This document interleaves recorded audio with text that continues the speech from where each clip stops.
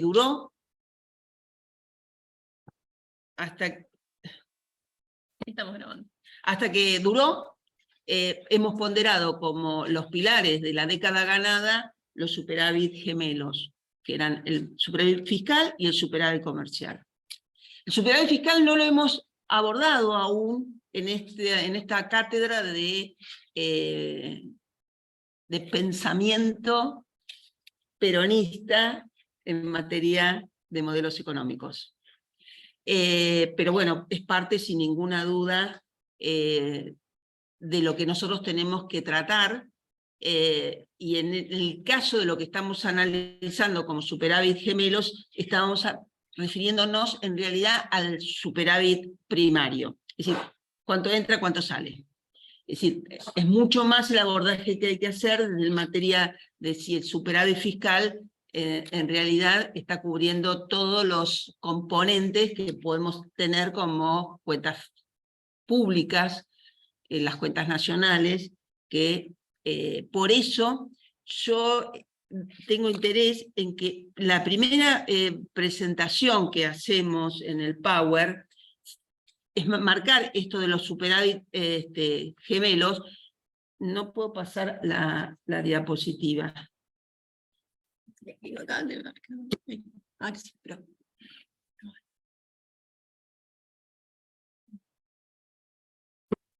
Y si me instalo ahí, No, ahí está. Claro, me parece más fácil.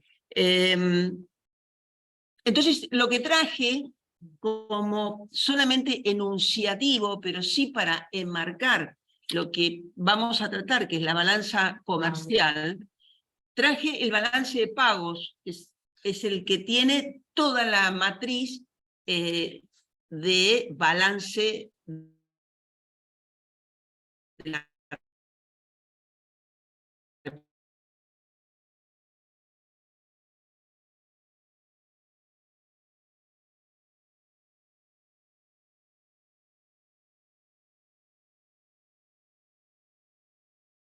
¿Se cortó? República Argentina, donde tiene, por supuesto, también la parte de la deuda externa, que son dentro de lo que nosotros consideramos que es genuino, que es las divisas que podemos conseguir por exportaciones, así como saldo de la balanza comercial. Así, cuáles son las divisas que podemos lograr entre lo que es el valor de las exportaciones y el valor de las importaciones. Entonces lo traje como a título que los que tengan el Power después puedan abordar también este tema, o cuando en futuras clases podamos abordarlo. En realidad lo traje para que vean, son números muy chiquititos, pero sí para que tengan todos los componentes del balance de pagos y que sepan que solamente la primera parte es la que nosotros vamos a encarar en forma particular, que tiene que ver con nuestro objetivo de superávit comercial. Perdón, una pregunta. Sí, sí. De casualidad, ¿Jamín o Leo tendrán el archivo como para poder presentarlo? Sí, después te lo mandamos, sí. Si quieren, está a disposición de todos los que están inscritos, sobre todo hoy, que todos los que están viendo, después lo pueden distribuir. Entonces, el cuadro resumen también es como para que se metan en el balance de pagos tratando de poner grandes títulos y que después ustedes puedan analizar el balance que les traje. Es fuente sin ninguna duda la fuente del INDEC, ahora es base datos del Banco Central, pero es información que ustedes también pueden abordar desde entrando a la página del INDEC, con todos los desagregados que a ustedes les interese abordar. Pero entonces, a mí me interesa que nosotros trabajemos y pensemos la administración del comercio desde, no sé, ¿ustedes lo ven? Sí, no puede ser más grande la pantalla, ¿no? Yo decía que tenían para girarlo ahora y Se ve bien, se ve bien. Ustedes lo ven bien, claro, lo que no los ven acá Sí, son los que están en presencial. Pero bueno, salvo que se metan en el Zoom también ustedes, la verdad que no lo sé. Claro, sí. Metete en el Zoom, claro. Y entonces, abordamos esta parte. ¿Por qué este seguimiento? Este es el que sí tiene los datos de la balanza comercial. Es decir, nosotros tenemos, yo lo tengo en un cuadro desde 1990, pero la verdad que no tiene sentido ir más allá del 2000, donde encontramos la supercrisis, o la gran crisis que hubo justamente de los datos que teníamos, del déficit que teníamos y la restricción externa que hubo en la gran crisis del 2000-2001, es decir, a partir de ahí lo tenemos actualizado a mayo del 2022, para que podamos analizar en realidad la historia y podamos concentrarnos unos minutos en el déficit que está habiendo en este momento en esta balanza comercial, que realmente es parte de la crisis que se está pasando. ¿Y por qué además hay que caracterizarla? Porque una de las cuestiones que para nosotros es vital, por una cuestión de temporalidad, es que los superávit nosotros tratábamos de tenerlos en el primer semestre, porque es cuando en realidad te entran las grandes divisas por exportaciones que tienen que ver con nuestras campañas, con nuestra conformación productiva y de exportaciones. Es decir, sí. Una pregunta, ¿estos números son números de caja? Si uno tiene una factura impaga, eso no lo ves acá. O sea, Si vos tenés una factura impaga, tiene que aparecer en los datos del Banco Central. En realidad, si entró la mercadería, lo que puede que pase es que salió la exportación y no entraron las divisas.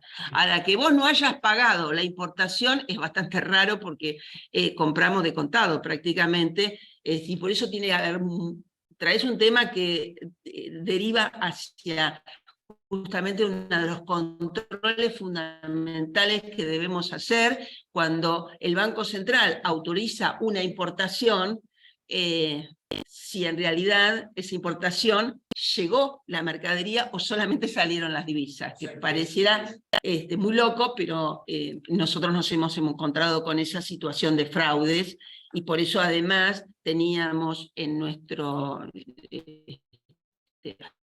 el 2015 inclusive, que lo fueron levantando Macri, y no solamente levantó, pues nosotros teníamos, de acuerdo a cuál era la exportación, la rigurosidad de cuándo tenían que liquidar las divisas. Y minería y soja, las divisas tenían que entrar casi en simultáneo a que se producía la exportación. Es muy distinto cuando vos tenés una exportación de un bien con valor agregado, y entonces le dábamos plazos diferentes y teníamos todo eso muy, muy controlado.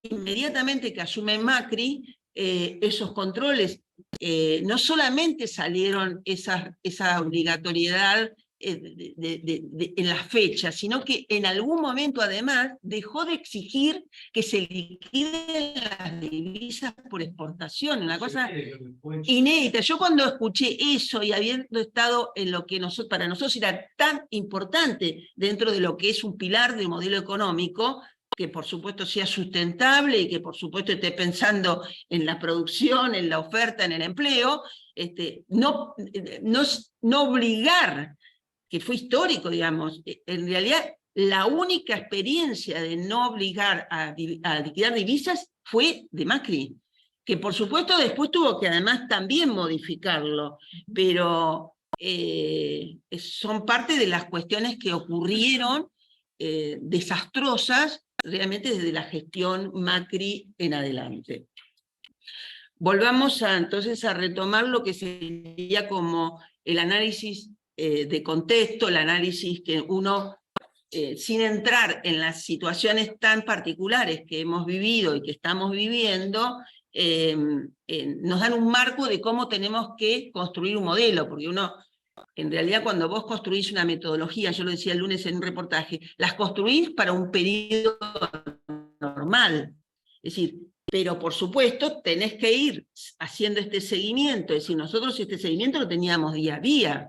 Entonces, y además había algo muy particular, el balance de pagos era responsabilidad del INDEC.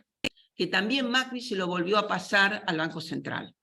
Y ahí también hay una cuestión del Banco Central como operador de los bancos comerciales, y los bancos comerciales no denuncian a sus clientes cuando no están liquidando las exportaciones, y el Banco Central, bueno, en un periodo donde además Macri saca que no se pueden hacer sumarios, porque si vos no tenés la obligación de liquidar divisas, también estás eliminando en el tiempo que se haga sumarios por no liquidación de divisas por exportaciones. Entonces, realmente esto es algo que uno cuando está trabajando en la gestión de gobierno, es algo que lo tiene como la plantilla de permanente seguimiento para saber cómo se están comportando las variables. Entonces, me parecía muy importante, ¿por qué marqué un periodo de tiempo? Que por supuesto lo considero o lo consideramos dentro de lo más virtuoso. Hay varias cuestiones. Una, cuando nosotros se habla de apertura de la economía, que se habla mucho de que la Argentina no está inserta en el mundo y esas cosas que parecen estampillas que nos pegan y que no tenemos capacidad para... Bueno, si ustedes analizan, la apertura de la economía está dada por la suma de la importación y la exportación, es decir, nosotros no es que limitamos las importaciones, todo lo contrario, teníamos un proceso productivo, un nivel de crecimiento de la economía que sin ninguna duda va en línea con el crecimiento de muchísimas líneas. El aluminio para el vidrio, que es una producción prácticamente sin insumos importados, es decir, uno en realidad lo que está pensando es justamente que es virtuosa la importación en términos de que esa importación es parte de nuestra generación de empleo, generación de oferta para consumo interno y consumo externo, es decir, para abastecer el mercado interno y para... Entonces, una de las cuestiones que me parece, además, como los números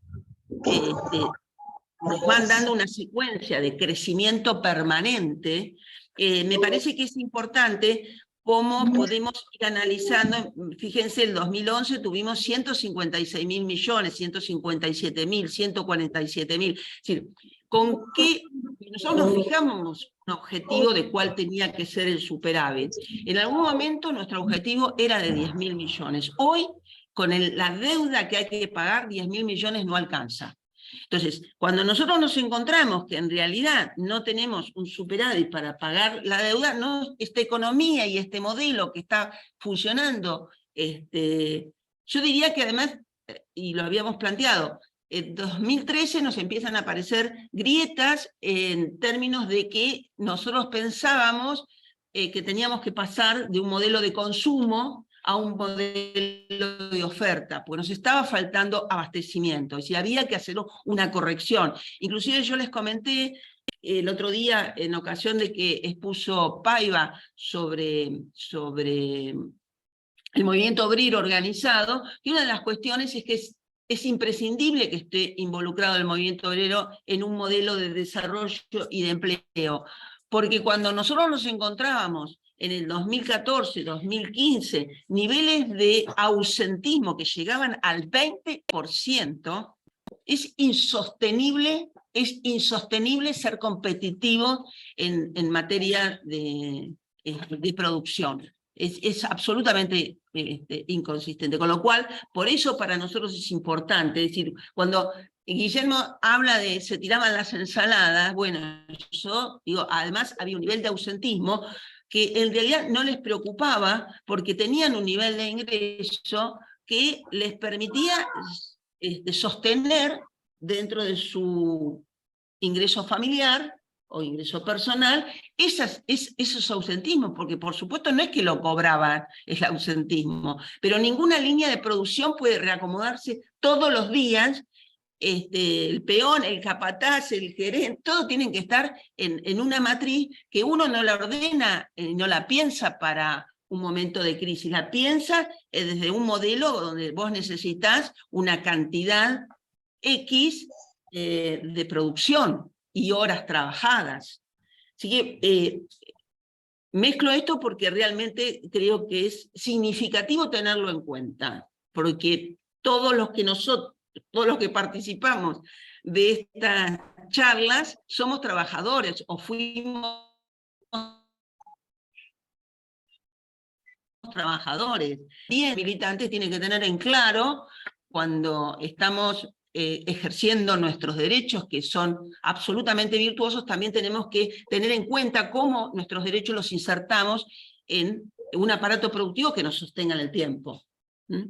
Entonces, dicho esto, nosotros cuando buscábamos un superávit comercial, nuestro objetivo era de 10.000 millones. Tuvimos niveles superiores, lo pueden ver, por supuesto era sumamente virtuoso, pero fíjense que yo no les marco el del mayor superávit, el del 2009, porque en realidad además también fue un periodo de crisis también fiscal, un periodo de crisis internacional, como lo vamos a ir viendo ahora en el desarrollo, aunque ya también lo vieron con Pablo Chaliú, ¿no? Justamente digamos, en los niveles donde nosotros logramos una mayor apertura de la economía en términos de lo que podíamos exportar y de lo que necesitábamos importar para sostener el crecimiento productivo, el crecimiento económico. Y además es importante que, por eso quise hacerlo a mayo, que es el último dato, hubiese sido deseable hacerlo a junio, el primer semestre, pero bueno, no tenía ya los datos, todavía no está publicado junio, que creemos que va a ser deficitario también, con lo cual va a sumar a este déficit que hoy estamos presenciando. Nosotros en ese periodo, fíjense la comparación, teníamos superávit comercial en los primeros 5 meses ya significativos, teníamos por lo menos en algunos casos el 50%, el 45%, el 60% del superávit que realmente necesitábamos para que nuestro modelo fuera sostenible.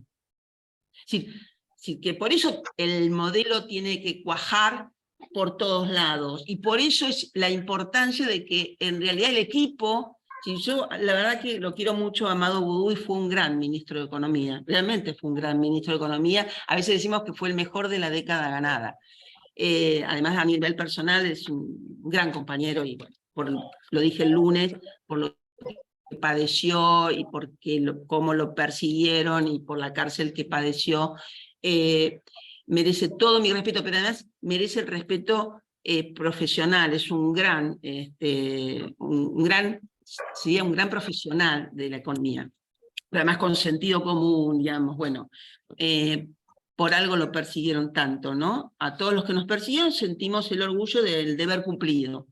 Pero en el caso de Amado, Amado ejerció ese Ministerio de Economía en un periodo muy peronista de nuestra década ganada, muy peronista, era todo el equipo, cuando él habla de los créditos del Bicentenario, que fueron tan virtuosos, porque hasta la automotriz, que se tenía que ir del país más o menos, pudo resolver con los créditos que le dio el Estado en plena crisis del 2008-2009.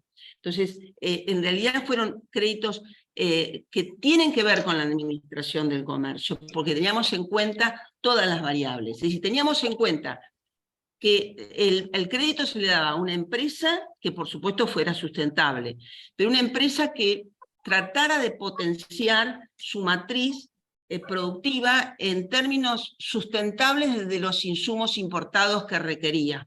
Es decir, se hacían grandes reuniones, cuando Guillermo dice, yo tenía reuniones a lo mejor de 500 personas, en realidad porque iba todo el aparato productivo de la línea de producción de una nueva camioneta, o porque era un nuevo tractor, o porque depende, digamos, justamente la línea de producción que se trabajara. Pero lo que se trataba en esas reuniones, además, es que hubiese generación, desarrollo de proveedores, pero que esos proveedores tenían que ser competitivos, no era que se podía pensar que vos ibas a tener. Por eso, en realidad, se diferencia mucho de lo que fue el periodo histórico que recordamos, que se llamaba de sustitución de importaciones. Pues restricción externa siempre tuvimos, que las fuimos por supuesto, por eso los planes tienen que ir acomodándose a cómo vienen las variables. Si vos tenés un plan y tenés una crisis mundial, sin ninguna duda tenés que hacer la lectura de esa crisis mundial. Entonces, esos créditos del Bicentenario nosotros teníamos en cuenta cómo era en realidad su balance comercial de esa empresa. Es decir, cuánto en realidad, pues vos te encontrabas con líneas de producción automotriz que a lo mejor tenían un 20% de insumos nacionales. Es decir, que eran muy dependientes. Por eso estaba todo el mecanismo de exportación. No les voy a hablar de la negociación con Brasil, porque siempre fue, en realidad, los componentes que tenía la negociación fueron siempre muy engañosos, y esas cuestiones que fueron negociadas en el marco de la bilateral, en realidad eran tan altos los objetivos que por supuesto nunca estabas en línea, pero digamos, lo que uno tenía que buscar era que si vos comprabas asientos en México, que era uno de los ejemplos reales, bueno, que México te dejara entrar autos, no es que vos solamente le importaba. Es decir, nosotros vivíamos de negociación en negociación para que la empresa fuera sustentable, para que como país fuéramos sustentables, y vivíamos todo el tiempo pensando en esta ecuación. Y no es algo que vos un día te despertás y lo haces, sino es el día a día de la gestión que vos podés ir palpando, además, cuándo tenés y cuándo vas a tener realmente una crisis. Entonces, marqué eso como, me parecía como que era un periodo que fue muy, muy virtuoso de trabajo, donde además se crea la Secretaría de Comercio Exterior, cuando crea Cristina la Secretaría de Comercio, que trabaja en línea con la Secretaría de Comercio Exteriores. Y Guillermo y yo íbamos realmente todo el tiempo, nos veíamos todos los días. Todo el tiempo estábamos en contacto, y tal empresa venía y me decía, no, porque Beatriz, ¿qué pasa que no me sale la de Jai? Yo le preguntaba a Guillermo, ¿qué pasa? Estábamos en cada situación. Es que es la única manera, realmente sí, sin ninguna duda trabajábamos muchísimas horas, y teníamos una dedicación con mucha experiencia. Es decir, cuando yo asumo la Secretaría de Comercio Exterior, era planta permanente de la Secretaría de Comercio Exterior. Yo conocía a cada uno de los que trabajaban en la Secretaría de Comercio Exterior, porque alguna vez fueron jefes míos o subordinados míos, dependía de la situación. Y todos, realmente, yo tuve una colaboración enorme de los que más sabían, de los sabios que habían negociado desde el primer día del Mercosur. Se pudo agarrar un gran equipo. Realmente yo tengo que estar muy agradecida de esa situación, y también de mi experiencia, y de esa cosa de saber, como decís, cuando subís, a quién te encontrás después cuando bajás, ¿no? Es decir, realmente fue muy, muy virtuoso, y teníamos realmente todos, aunque no tuviésemos los mismos objetivos desde modelo económico, te diría que uno de los más sabios, digamos, en eso, que además eran los que habían escrito, qué sé yo, la normativa de importación temporaria en algún momento de la vida, estaban todos por jubilarse, no eran precisamente peronistas, pero sabían que yo sí lo era, y teníamos un gran respeto mutuo, y podíamos hacerlo, y podíamos ejercer, porque en realidad teníamos el interés general como bandera. Y esto realmente creo que es importante también manifestarlo. Y Guillermo también, si yo no me voy a olvidar nunca cuando vino, mira, me estoy desviando, pero a veces las anécdotas ilustran. Vino, yo ni sabía, era el cuñado de Macri.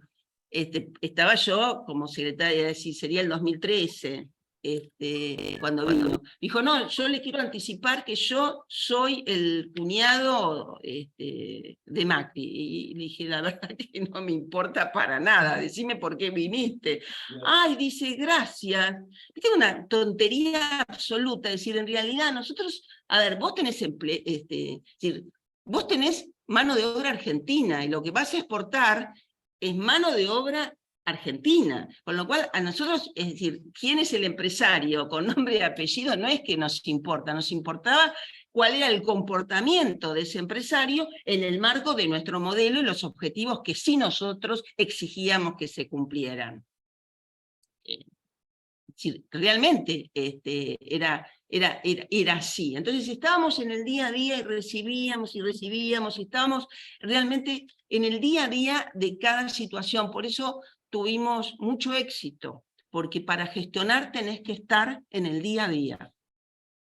Por eso, bueno, marqué esto porque en realidad después empieza a haber una crisis significativa y en esto también queda marcado cuando Guillermo dijo, bueno, yo le ofrecí, digamos, yo ya tenía claro y él tuvo conversaciones a nivel presidencial donde había que cambiar de modelo y había que ponderar un modelo de oferta, porque en realidad empezábamos a tener crisis de déficit fiscal y necesitábamos tener mayor producción, mayor empleo, es decir, mayor actividad, es decir, habíamos empezado a perder el crecimiento que veníamos marcando, que había marcado realmente a la década ganada. Entonces, me parecía que era importante que ustedes tuviesen esta fotografía, porque hay muchas cosas que decimos, pero acá lo pueden tener como una fotografía de lo que tanto hemos insistido. Entonces, hasta acá es como miramos los números. Me voy más abajo. Bueno, consenso de Washington. Bueno, ahora voy a empezar como, en realidad, a que por qué, digamos, cuando yo estoy hablando de la década ganada, el 89 no era la década ganada, pero hay toda una historia que hay que desarrollar. Y por qué nosotros cuando queremos, que es un poco, me parecía muy importante cómo quedó planteado por Pablo Chaliú, cuando dice, bueno, acá ¿qué podía hacer el movimiento obrero organizado y qué podía hacer las políticas activas de un gobierno?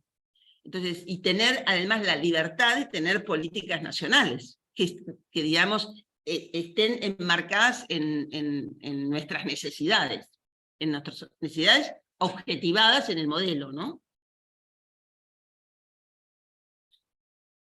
A mí me parece que es, digamos, la verdad que no es la primera vez que presento este tema, por supuesto que va teniendo una cierta modificación por la realidad y porque avanzan, pero creo que es importante que tengan claro qué es el consenso de Washington y cuál fue en realidad el enunciado del consenso de Washington. Y además, ¿qué pasaba en nuestro país? Porque esto es fines del 89, si nosotros siempre hablamos de la década de los 90, ¿no? De los 90 en adelante. En realidad, los 90 en adelante, sin ninguna duda, estuvieron enmarcados por el consenso de Washington. Y bueno, y tuvimos como gobierno y con un ministro como Cavallo, que en ese marco, el 91 se firma el acuerdo Mercosur, es decir, que el acuerdo Mercosur y la negociación del Mercosur tiene la caracterización del consenso de Washington. Es muy importante ir como poniendo banderitas, ¿no?, en cada uno de los temas para que después podamos entender el conjunto. No sé qué... como queda inestable la internet.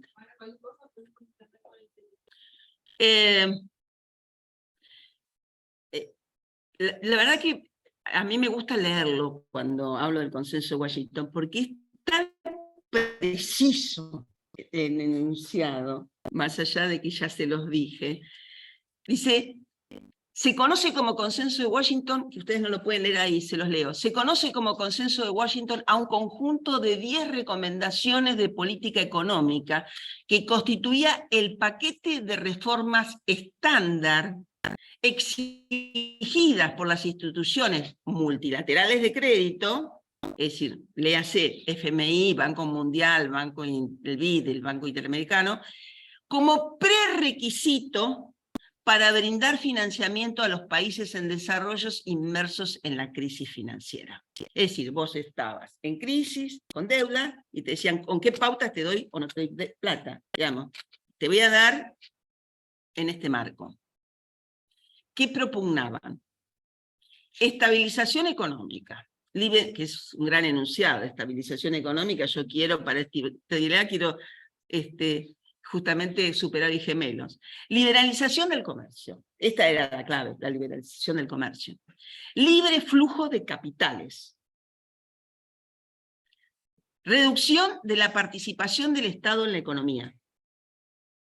Privatización de las empresas públicas. Por eso le digo que los 90, que nosotros conocemos como el de la privatización de empresas que en realidad eran muy importantes y nodales para la economía argentina, que fueron privatizadas, fueron dentro de esta estructura que era el nuevo orden internacional.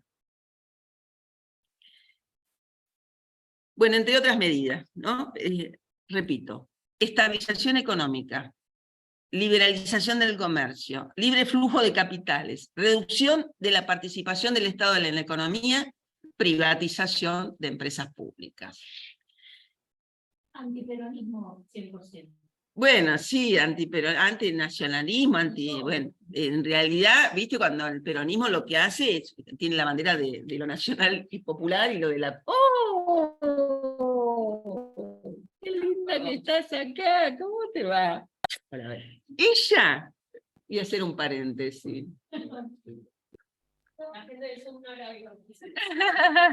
No importa, llegó una compañera que, sindicalista, de UPCN, que cuando yo era la secretaria de Comercio Exterior, ella venía para decir, Beatriz, pasa tal cosa. Bueno, estaba día por medio, es más, me acuerdo, vos estuviste y vos me trajiste algo que acabo de denunciar. Vos me trajiste al cuñado de Macri, ¿te acordás que vinieron? Porque, y lo primero me dijeron en la reunión, estaba ella en la reunión, mira, llegó la testigo. Hay testigos. Sí, porque en realidad, claro, había un jueguito donde algunas empresas aportaban al jardín maternal extraordinario del edificio de Industria y Comercio, y como ella estaba en el medio, y entonces Beatriz, recibílos, dije, bueno, muy bien, pero vos venís a la reunión. Así que la hice participar de esa reunión, así que bueno, podemos, viste, cuando todo cierra, el consenso de Washington, que es anterior a... Bueno, entonces, esto es el consenso de Washington. Es decir, esto nada más y nada menos, que es el consenso de Washington. Escribió Guillermo, con estas charlas, mira, con Claudio Comari y con Sergio Carboneto, que fue quien vio las dos primeras clases, escribieron en el mayo del 2020, es decir, en plena pandemia, ahora me doy cuenta. En su arquitectura institucional jugaron un papel relevante los organismos internacionales creados por los vencedores de la Segunda Guerra Mundial. Esto lo vimos con Pablo, en el relato que hizo Pablo, cuando estuvo hablando de la segunda globalización, ¿no es cierto? Que ya sin el contrapeso de la antigua Unión Soviética, se erigieron en las instancias reguladoras de las relaciones entre países, como la Organización Mundial de Comercio y el Fondo Monetario Internacional, dotadas de amplias facultades punitivas sobre quienes osaran desafiar las reglas de la liberalización irrestricta del intercambio comercial de bienes y servicios. Completaron ese mapa las uniones aduaneras y los acuerdos de libre comercio. Entonces vamos del 89 al 20, un poquito... perdón. Vamos a ir deduciendo esto, porque en realidad lo que pasó en el 89 con el consenso de Washington, se negocia el Mercosur, en el 91, el 94 se crea la Organización Mundial de Comercio, que era en realidad el antiguo GATT. En realidad cuando lo explica Pablo era el GATT, ¿no es cierto? Que eran en realidad acuerdos entre países y que, bueno, mutuamente se otorgaban beneficios, tuvieron su función, pero digamos, no era lo que fue la Organización Mundial de Comercio, que era realmente poner en ese acuerdo todo el consenso de Washington. Es decir, donde se crearon las restricciones a las medidas nacionales de comercio exterior, tenías que tener la apertura irrestricta de la economía, y por supuesto había un órgano absolutamente punitivo, que creo que los últimos que lo padecimos fuimos los argentinos, y ahora lo relato. Además, bueno, no sé si lo escribí, pero sí, lo escribí. Cuando nosotros hacemos el Mercosur, en Argentina el ministro de Economía era Domingo Cavallo, liberal, neoliberal, pongámosle la caracterización patética que podamos ponerle a Domingo Cavallo. Fue funcionario, por supuesto, de la dictadura. Primero empezó con el gobierno de Menem como canciller. Él firmó, perdón, que él firmó el Tratado de Claudicación ante la invasión de Inglaterra, por eso como canciller. Pues es que yo no lo tengo claro ese tema. No me animo a decirlo. No me animo. Igual no nos compete. Era presidente del Banco Central. En el 82, ¿no fue el que estableció la deuda privada? Eso fue en el gobierno militar. Digamos, él, bueno, vamos a aclararlo. Él es el que estatiza la deuda privada, beneficia a todos los que en realidad apoyaban a la Fundación Mediterránea. Él era la Fundación Mediterránea, la Fundación Mediterránea nace con él. Él empieza de entrada con, yo lo expliqué justamente en pandemia, cuando hacíamos la memoria de la política económica argentina. Él en realidad privatiza, y ya no estaba Martínez de Oz, o era el final, porque estaba pensando, en el 81 todavía estaba Martínez de Oz, y esto ocurre en el 82. Sí. En realidad tuvo muy poco tiempo, además. Hizo ese trámite y otra vez se fue. Entró y salió. Privatiza la deuda, pero además deja de herencia. Estatiza la deuda. Estatizaron dos cuestiones en la dictadura cívico-militar. Estatizan la Ítalo, recién iniciada la dictadura, porque eran dueños Walter Clay, Martínez de Oz y qué sé yo, que es una de las cuestiones que, de las últimas reuniones que tuvo Isabel Martínez de Perón como presidenta, el embajador alemán le pide esa estatización y por supuesto no la da. Isabelita. Sí, a veces hay que ir a lo puntual y ser un poco más respetuosos, y explicar cada una de las situaciones. Una de las últimas reuniones que ella tiene, es decir, definen que si no le daban eso, también eran parte del combo para el golpe de Estado. Porque de entrada, inmediatamente, hacen la estatización, y con esa estatización hubo desaparecidos en el Ministerio de Economía.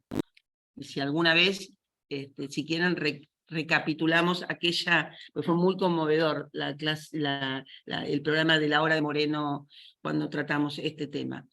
Me sigue conmoviendo, porque yo era parte del Ministerio de Economía, digamos. Entonces, bueno, me sigue conmoviendo. Y hace algo peor, además,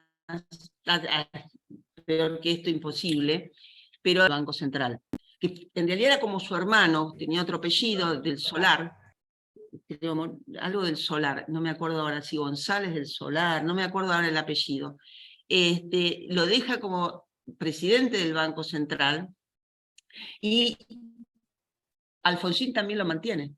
Y además Alfonsín trae a Prebisch para negociar la deuda, cuando Prebisch fue el que fundó el Banco Central en la década infame, y en la fusiladora fue el creador del plan económico. Digamos. La historia es terrible. La historia es terrible. Con lo cual, todo eso de que hablaban los primeros 2 años de gobierno de Alfonsín, de que no sé, todos los juicios que iban a hacer contra la deuda externa, por supuesto, hicieron todo lo contrario, digamos, aceptaron toda la deuda, aceptaron, por supuesto, también esa estatización que ya se había hecho, quedó todo consolidado. ¿Y con quién consolidado? Con todo el equipo de Cavallo, desde la dictadura. Así que cuando vuelve Cavallo en los 90, en realidad vuelve muy afilado, ¿no? De hecho, la matriz económica, ¿verdad? Yo, la ley de financiera, Es la ley de entidades financieras de Martínez de Oz sigue vigente. La modificación de la Carta Orgánica, ¿Néstor después lo revierte eso? No, en realidad, la verdad, la ley, a ver, pongámoslo en blanco y negro, la ley de entidades financieras sigue siendo la de Martínez de Oz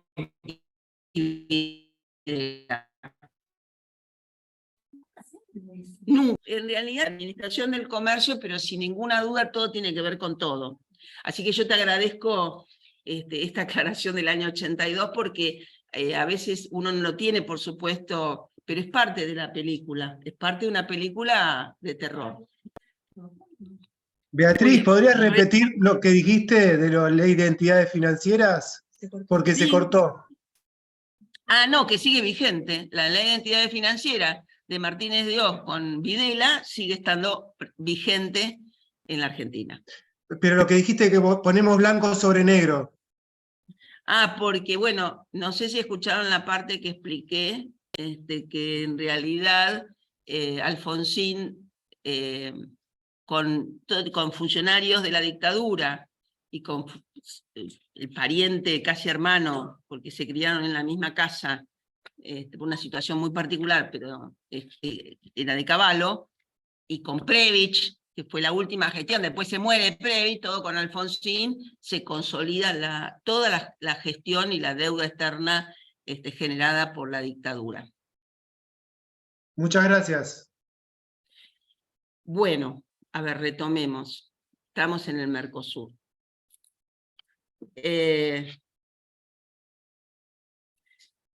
Entonces, en la Argentina, el que presidía las negociaciones, primero como canciller y después como ministro de Economía, fue Cavallo. ¿Quién era? Que esto es lo más interesante también, cuando hablamos de socialdemocracia y neoliberalismo, que son las dos caras de una misma moneda. Enrique Cardoso, que también fue canciller, ministro de Economía, y él sí se dio el lujo de ser presidente de Brasil cuando termina, digamos, cuando cambian el gobierno.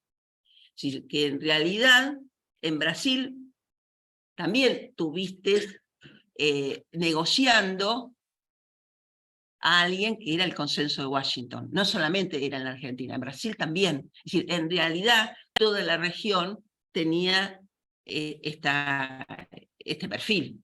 Y la negociación del Mercosur, sin ninguna duda, tuvo este perfil. Era, bueno, hay que liberar. ¿Qué nos pasó a los argentinos? Y esto lo puedo decir porque yo ya era parte del equipo negociador. Yo estuve desde antes, desde la bilateral, cuando desde el 90, el 91 se firma el Tratado de Asunción.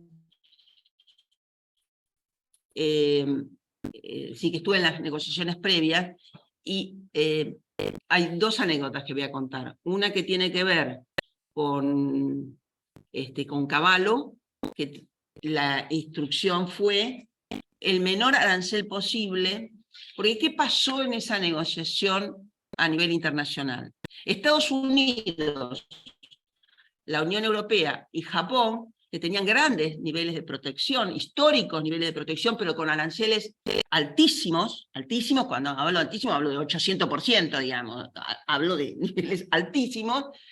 ¿Qué hicieron? Algo que estaba permitido en la negociación, que era consolidar por un tiempo, en un paraguas muy extenso de tiempo, las medidas nacionales que tenías de protección a tu economía sensible, que la Argentina también tenía algunas medidas, por ejemplo, los puertos patagónicos, la ley de puertos patagónicos, o beneficios a economías de menor desarrollo relativo, es decir, y tenías, por supuesto, aranceles más altos que los determinados en el Mercosur, y dijo, no, de ninguna manera. Nosotros vamos al arancel externo común y sin ninguna otra protección.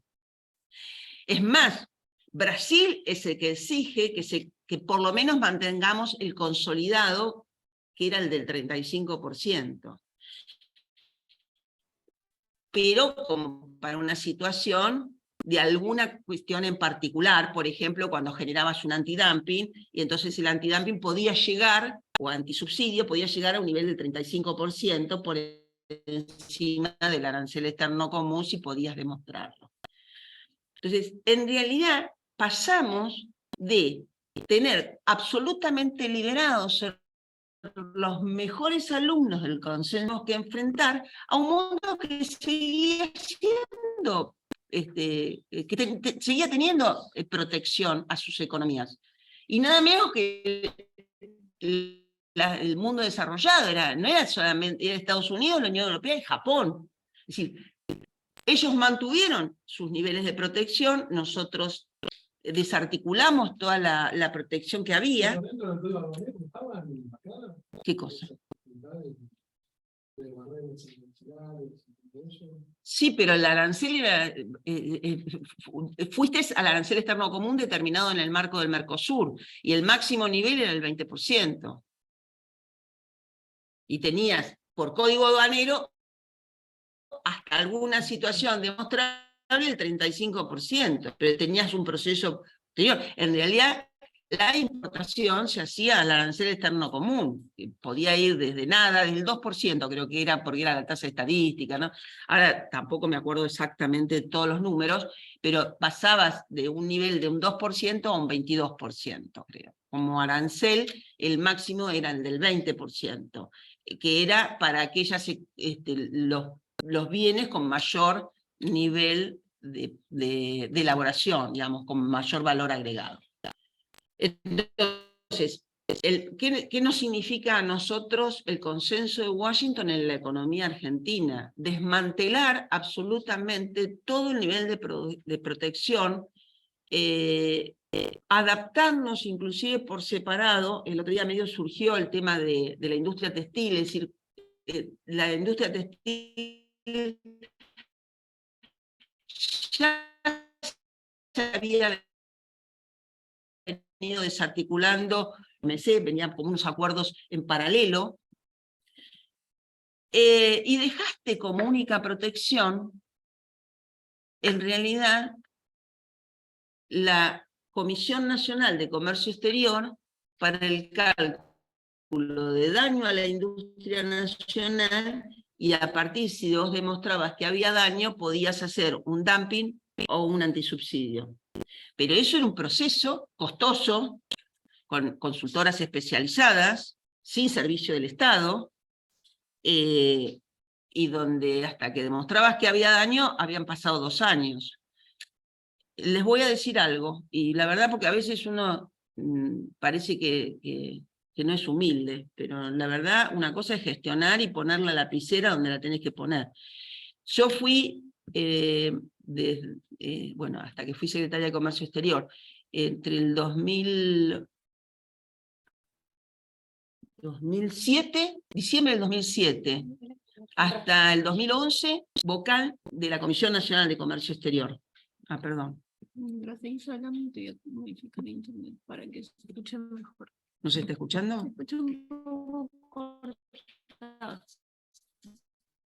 No sé.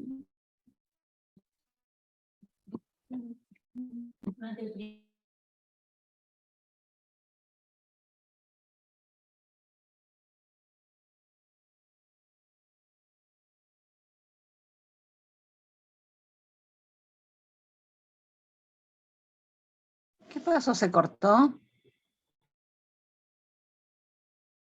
Se cortó, ¿eh? Parece. Parece que sí.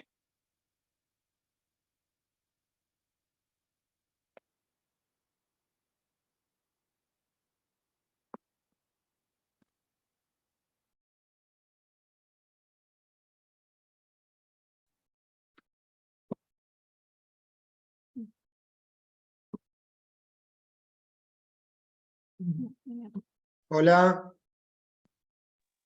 Hola. Sí, estamos reacomodando. A ver, esperen un poquito. Ay, hoy no viniste a hacer mate, Sergio. Ahí te estoy mirando la cara. ¿Cómo andás? No, justo está Clara un poco enferma, así que nos quedamos acá. Sí, Bueno, sí. no, yo pensé que era por el paro de Modificamos transporte. internet para ver si con esa red se escucha menos cortado. ¿Escuchan ahora? Sí, perfecto. Perfecto. Bueno, retomo.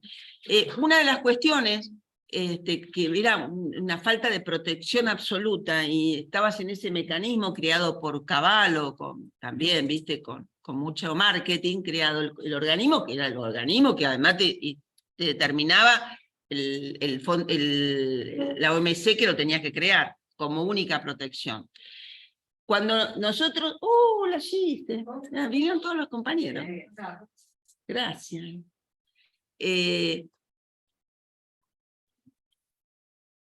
Bueno, estando yo a cargo, digamos, integrando como vocal el directorio de la Comisión Nacional de Comercio Exterior, exigí, y realmente no me resultó tan fácil, porque los directorios duraban 4 años y a veces los directorios tenías como gente muy mezclada, ¿no? Con intereses distintos. Y tuve que pelearlo, pero realmente se logró. Es decir, cuando vos empezabas una investigación, como tardaba 2 años, en todo ese periodo te destruían la industria, porque seguían importando sin ninguna protección, aunque después se mostrara que había subsidio, y cuando llegaba el antisubsidio o el antidumping, en realidad no existía más la industria. Tremendo era. Entonces logré que a partir de ese momento, cuando vos iniciabas una investigación, ya empezaba el proceso de protección, que era retroactivo. Se mostraba, por supuesto, bajo todos los parámetros, que había en general dumping. Subsidios había análisis de subsidios, pero menos. Fundamentalmente eran de dumping. Entonces, lo que logramos, y eso se sostuvo. Es decir, hoy, cuando vos iniciás una investigación, la investigación tiene en cuenta que no llegues a la destrucción de la industria nacional de un determinado sector. Miren, esto para ejemplificar el nivel de desprotección y la importancia que tiene un funcionario cuando está gestionando. Cuando en realidad lo que te prima es el interés general. Pero me fui absolutamente, perdón, pero me parece que vamos. Sí, Sigamos. A ver qué era, no me pasa, che. La diapo. ¿De acá? Ahí atrás. Ahí cambiando. Ahí está. Bueno, acá también, en realidad, a mí me parece importante que nos manejemos con el contexto histórico y con la importancia que tiene hacer una lectura de tu contexto internacional. Digamos, todo el tiempo, digamos, Perón siempre dijo, las políticas nacionales son domésticas, son de pueblo prácticamente decía, pero en realidad vos tenés que girar en torno a un mundo, no por eso tenés que estar globalizado, sino que justamente tenés que tener todas las libertades para que desde tu lectura y tus objetivos puedas adaptarte y adaptar tu modelo o tu plan Entonces, el 2008, que ya lo explicó Pablo, por lo tanto no es que necesitamos quedarnos en esto, pero me parece importante que lo tengan como ayuda a memoria, en realidad surge el inicio del fin, digamos, empieza el fin de la globalización, ¿no? Es decir, 2008 es como que empezamos a tener claro el inicio de la... como ya estaba el entramado internacional, cómo en realidad nos encontrábamos en una situación distinta, donde ya el precio del petróleo y los descubrimientos hechos en Estados Unidos y la competitividad a la cual teníamos que llegar era diferente en términos globales. sigo. Bueno, justo lo había dicho, pero creo que es importante que les quede escrito esto, porque en realidad hicimos una lectura muy ajustada del contexto internacional en el 2008, más allá de toda la crisis que nos llevó Martín Lustó con la 125 y obviamente el disparate que tenía ese modelito. Entonces, en realidad teníamos una crisis doméstica que no era de envergadura, pero en un marco internacional que sí era significativo. Entonces, ahí sí empezamos a tener, digamos, sin ninguna duda nosotros empezamos a hacer la lectura, pero donde empezamos a notar la crisis de restricción externa, y que en realidad teníamos que empezar a visualizar una dificultad en nuestro superávit comercial, es cuando en realidad se crea la Secretaría de Comercio Exteriores, y Cristina lo tiene muy claro, ese contexto internacional. Crea la Secretaría de Comercio Exterior, pues se tienen que funcionar en línea comercio interior, el abastecimiento interno, y además generar divisas, es decir, armamos realmente un combo. Es decir, cuando salíamos con los empresarios, realmente era una cosa muy impactante el ejercicio que hacíamos de nuestra experiencia en el comercio exterior. Se empiezan a aplicar las declaraciones juradas anticipadas de importación, que ahí lo van a encontrar, no vale la pena leerlo, que en realidad es una herramienta, era y es una herramienta creada por la Organización Mundial de Aduanas. Sí, porque en realidad todos los países tienen que tener una declaración anticipada y saber qué estás importando, generar los mecanismos de riesgo de esa importación. En nuestro caso era de solvencia. ¿Es solvente el que va a importar? ¿Le estás dando los dólares porque en realidad no tenemos crédito? ¿Y le estás dando los dólares para qué?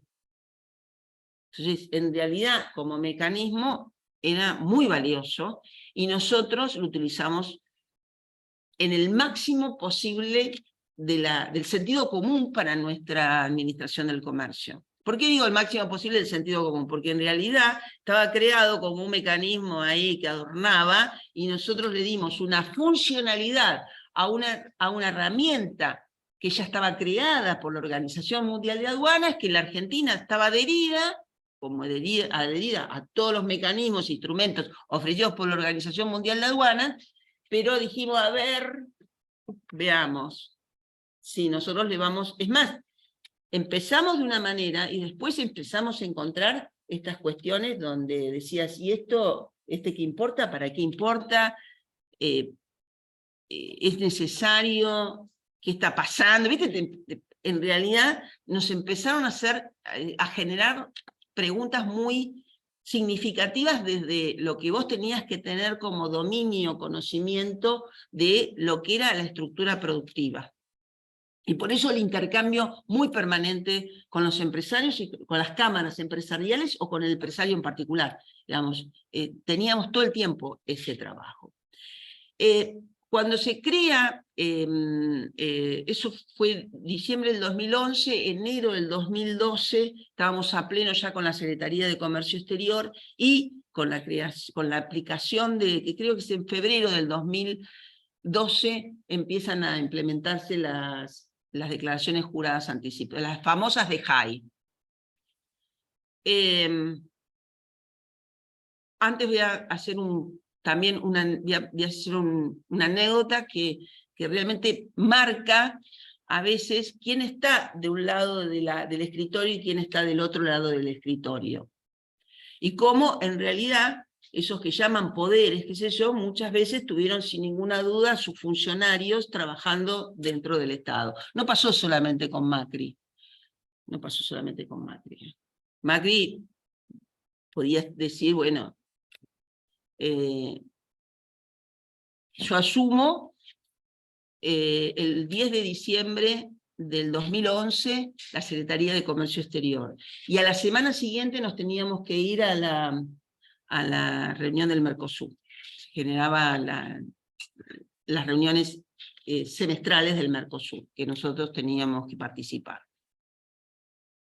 Antes de esas, es decir, las primeras reuniones que tuve con empresarios, me pidió audiencia, es decir, lo primero, antes de que me pidan audiencia, dijimos, pues por un lado estaban las declaraciones juradas anticipadas de importación, que todavía no estaban vigentes. Lo que estaba vigente eran la admisión, no me sale, no. Ah, por Dios. La temporaria. No, la temporaria no, las licencias no automáticas y automáticas de importación. Por Dios, eso es el régimen especial, el de las temporarias. No, las licencias automáticas y no automáticas. Pero teníamos un régimen vigente también con muchas excepciones. Entonces, por ejemplo, la industria automotriz no tenía ninguna obligación de presentar nada, importaba como si no tuviese licencias vigentes. Y dijimos de un día para el otro, no hay más excepciones. Todo el mundo tiene las licencias no automáticas de importación. Estaba creciendo bastante la industria automotriz en ese momento. Sí, fuertísimo. Mandaba bastante. Entonces Ratazzi me pide audiencia. Viene Ratazzi, viene el que venía todo el tiempo al ministerio, nos conocíamos hacía muchísimos años. Yo les dije, no es que yo ese día nací en el comercio exterior, sino que había tenido toda una historia en el comercio exterior. Y uno más, y estaba Iván Heim en la reunión esa, la primera y la última. Pues después fuimos al Mercosur y pasó lo que pasó. Bueno, llega Ratazzi, se sienta acá al lado mío, yo estaba, por supuesto, presidiendo la reunión como correspondía, era la flamante secretaria de Comercio Exterior, y me dice Ratazzi, bienvenida. Y yo lo miré, dije, la que da la bienvenida es la dueña de casa, que soy yo. Ese fue el primer diálogo. Ratazzi se quedó cortado y me dijo, ay, pero tiene razón. Bueno, así son las cosas, ¿vio? Ese fue el saludo, pero después apareció de que yo no iba a tener capacidad operativa, era imposible que firmara todo lo que había que firmar para que ellos no estuviesen exceptuados de las licencias no automáticas. Y les dije, vamos a tener capacidad operativa. El nivel de trabajo y en realidad se armó un equipazo, ¿no? Sin ninguna duda. Debo agradecer a todo ese equipo, porque de un día para el otro que nadie sabía nada de licencias no automáticas, y encontramos un vergonzoso despacho, por eso digo, no pasó solamente con Macri, ¿no? Digamos, hay historias e historias para contar. Lo que nosotros nos encontramos, yo siempre lamenté que no lo fotografiamos, porque era una cosa impresionante, y las denuncias que había con esas licencias, y que la mercadería llegaba al puerto, y entonces no tenía la licencia, y entonces el depósito fiscal que es muy caro, bueno. Con lo cual, en realidad todos los días sacábamos un muerto del placar, así fue. Pero trabajamos, digo trabajamos, porque fue un equipazo que se puso al hombro la situación, y todos trabajamos de peón y capataz hasta que enderezamos, limpiamos un desorden, no podíamos creer. En ese momento, en realidad, la Secretaría de Comercio Exterior dejó de depender de la ministra de Producción, era de Producción y Comercio, o de Industria y Comercio, claro. Y la Secretaría de Comercio Exterior, como la de Interior, pasaban las dos a depender directamente del ministro de Economía. Así que teníamos dos ministerios funcionando casi ahí en paralelo. Por eso teníamos tanta intervención, inclusive con los créditos del Bicentenario y con toda la política económica. Es decir, porque todo tenía que tener sintonía, como decía el decreto de creación. A los 15 días de enero, que yo y todo el equipo venía poniendo en marcha las licencias no automáticas para que supiéramos y tuviésemos todo bajo control. Todavía no estaban vigentes las declaraciones juradas anticipadas, surge la situación que yo ya la conté en alguna reunión anterior, no sé si todos la escucharon, los que están por Zoom.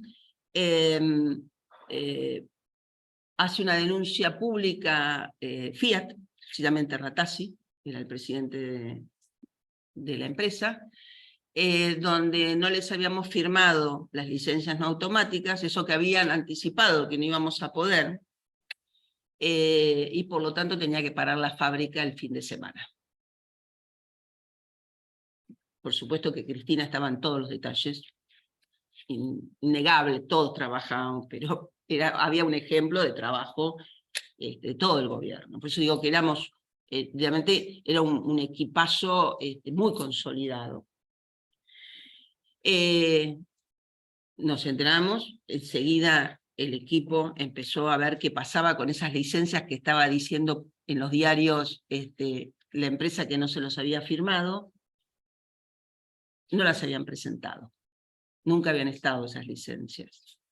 Con lo cual, Cristina, por supuesto, porque era un escándalo mediático, me llamó por teléfono y yo ya tenía la respuesta. Dije, señora, no presentaron las licencias, es falsa la información. Dice, te pido por favor que me asegures que lo que me estás diciendo es tal cual. Sí. Bueno, por supuesto se resolvió rápidamente y por supuesto no hubo salarios caídos ese fin de semana. Es decir, que todos los niveles estábamos trabajando en línea y todos en el mismo sentido.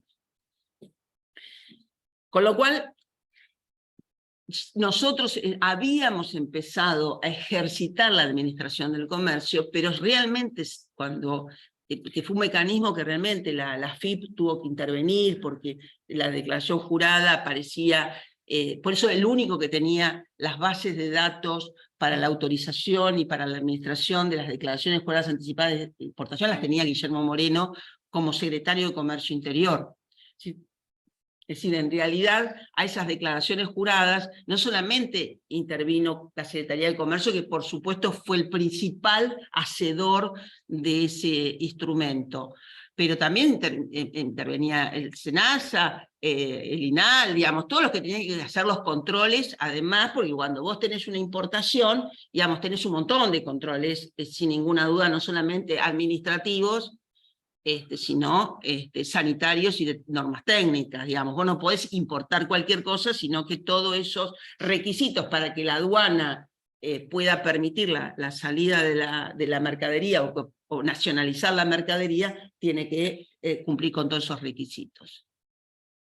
Bueno, se empieza a armar un escándalo con las declaraciones juradas, porque en realidad empezamos a trabajar en la administración del comercio. Una administración del comercio que en realidad también tenía como pilar, aunque no estaba escrito en ningún lado, era como que lo empezamos a trabajar con los empresarios y con las cámaras empresariales, desde el sentido común que tenían que ellos generar genuinamente esas divisas, porque si eran capaces de importar, también eran capaces de exportar. Primero se les dejó exportar desde soja a harina de trigo, que era muy sencillo, era como pan fresco, pero después en realidad lo que uno buscaba era que su bien o sus bienes circundantes tuviesen capacidad y competitividad para ser exportados.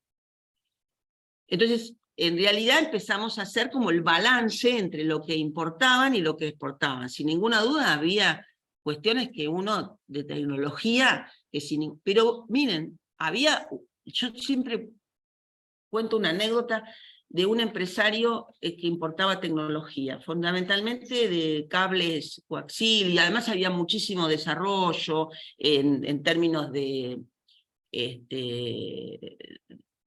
a nivel mundial, la nueva tecnología que vos tenías que implementar, es decir, la importaban. Yo los conocí cuando estaban armando el stand en Angola, y me dijo así, tal cual, como si fuese una fotografía que tengo en la cabeza. Yo no sé si lo voy a seguir puteando a Guillermo Moreno o le voy a hacer un altar. Empezó a vender cachafaz al mundo. Los alfajores riquísimos y después que salieron las galletitas, bueno, vos sabés que se convirtió, en realidad empezó a tener mayor divisas por exportación que por importación. Muy loco. Le hizo el altar al final, porque se instalaron en Miami, es más, su hermano se instaló en Miami, generaron un mercado de algo que en realidad... Eso es un problema y terminó siendo un Claro, beneficio. bueno, los que importaban grúas, en realidad más son grúas que en general a veces también es por importación temporaria, depende el nivel de la grúa que hace falta para determinada demanda de construcción vial o de lo que sea, y generaron con Capitanich en el Chaco producción de miel. Pero vos sabés que llegaron a exportarle a Qatar, era la empresa de aviación, Qatar, y la otra era, ¿cómo era? Emiratos, a Emirate. Era el potecito chiquitito así, que es más envase, más vidrio, justamente, estábamos exportando vidrio y tapita, en realidad porque lo de la miel adentro era el potecito ese. Bueno, fueron seleccionados por la empresa de aviación para los desayunos en... Viste, teníamos ejemplos que eran tan extraordinarios, y se había generado un trabajo en equipo de todas las empresas. Porque, por ejemplo, nos pasó de estar en Singapur, y fue una gran inundación que salió en todos los portales del mundo, nosotros no podíamos salir del hotel, y los negocios que se generaron entre los empresarios argentinos que no se conocían, era extraordinario también. Nos pasó de hacer una misión inversa, la armamos en el Mercado Central de productos gourmet, donde pusimos a Carrefour, a todas las empresas que tenían los grandes supermercados, pero además tenían en el resto del mundo. Y les pusimos todos nuestros productos gourmet. Sé que el agradecimiento que tuvimos de unos y otros, porque ellos no conocían un montón de productos, por ejemplo, el higo fresco, un higo fresco que fue un boom para exportar Carrefour de Europa.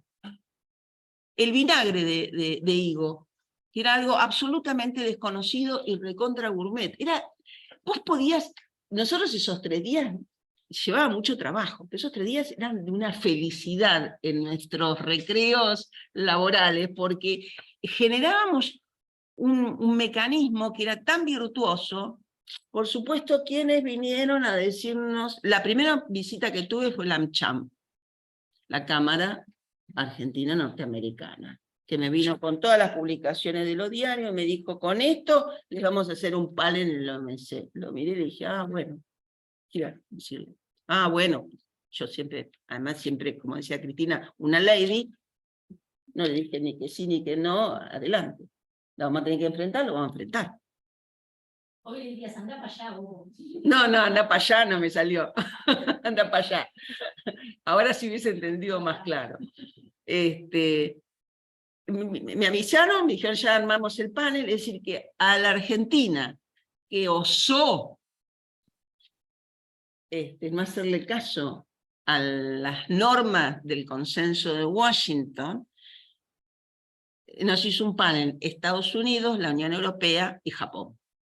Es decir, ese mundo desarrollado, que además había mantenido todas las protecciones y que nos obligaba a nosotros a que desprotegiéramos todo, y había creado la OMC como restricción y como mecanismo punitivo a quien osara. Ahora, tenían delegados por todos lados. Yo no me voy a olvidar la reunión que tuve, que presidí, eran de ministros, en nuestro caso era de rango de secretario, pero de ministros de Comercio Exterior, que se hizo en México. El chileno era intolerable. Lo que nos decía el chileno y el peruano, formateados por el Fondo Monetario Internacional y la embajada, pero una cosa, porque a mí, que me dijera algo Estados Unidos, la Unión Europea o Japón, nos bancamos, bueno, acá estamos.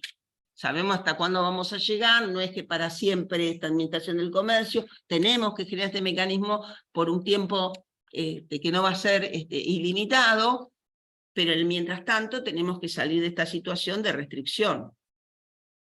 Es decir, que nosotros sabíamos que teníamos por lo menos 2 años para seguir utilizando las declaraciones juradas, aunque nos hicieran el juicio. En el juicio. Por supuesto que la Cancillería no tuvo la misma actitud que el Ministerio de Economía en su conjunto, donde pues, ¡ay! Nos hacen un panel y entonces, por supuesto, el embajador ante la OMC y ante la Unión Europea, nos dijeron, creo que eran ellos más los que nos decían que éramos unos negros, ¿viste? Esta cosa... estos negritos que no saben nada. Hicieron trabajar a Cancillería, ustedes también, no está. Hicimos trabajar a la Cancillería. Claro. Bueno, con lo cual, además, ¿quién fue contratado por la Cancillería Argentina? ¿Quién fue la consultora que nos tenía que defender? Una consultora en Estados Unidos. Nosotros sabíamos que estas eran las reglas y las jugamos, pero lo que hicimos es marcar un sendero que es el que hay que volver a recorrer, sin ninguna duda.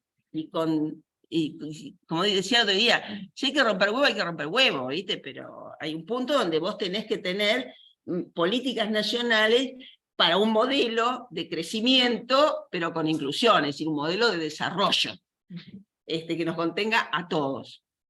Bueno, la sorpresa fue, yo me estoy yendo del Power, me parece, pero no importa, después les queda como ayuda a memoria. Bueno, yo iba a decir justamente que de repente llegó Trump. De repente llegó Trump, pero bueno, ya no sabían... ¿Vos te vas a ir con esto justo saliendo de la cancha, Cristian? ¿Eh? No, hay un micrófono abierto, parece. Un micrófono abierto, ahora lo Bueno, ya nos habían condenado, porque en realidad podíamos utilizarlas, creo que hasta, no sé si, enero del 2016, y además llegó Macri, digamos, en realidad nosotros más o menos sabíamos cuál era el horizonte y íbamos a ejercer nuestros derechos, aunque la OMC dijera otra cosa. ¿Qué pasó? Llegó Trump, y Trump en realidad inició el proceso de protección, porque claro, llega Trump y gana las elecciones, porque tiene un nivel de desocupación, de falta de inversiones en territorio, también se la dieron a China, y entonces, bueno, en este marco, yo no sé por dónde, media horita, no, estamos bárbaros. ¿Y qué hace Trump? Lo primero que se ocupa es decir, yo no voy a permitir a los europeos que sigan haciendo esto, que me sigan atacando, no voy a permitir a las empresas norteamericanas que se instalen en China, cuando en realidad yo necesito que estén instaladas y generen empleo en los Estados Unidos, en el territorio de los Estados Unidos, y lo primero que se ocupa es de la OMC. Y si se terminó la OMC y no les permitimos que hagan ningún panel más, es decir, el nuestro, que en realidad no molestábamos a nadie, lo que pasa que éramos un mal ejemplo para las economías que realmente querían tener un cierto desarrollo productivo, éramos un ejemplo que no se podía copiar, porque además era un ejemplo exitoso, que se había logrado administrar. Estaban peronizando al mundo. Estábamos peronizando el mundo, bueno, sí. En realidad, el peronismo, como dice Perón, dice, yo no inventé nada. Es decir, la verdad, también surge del sentido común. Acá hay un cuadrito que me parece interesante. Voy a tomar un poquito de agua, mientras ustedes no lo pueden mirar acá, pero bueno. Los que están del otro lado, por el Zoom, sí lo pueden ir mirando.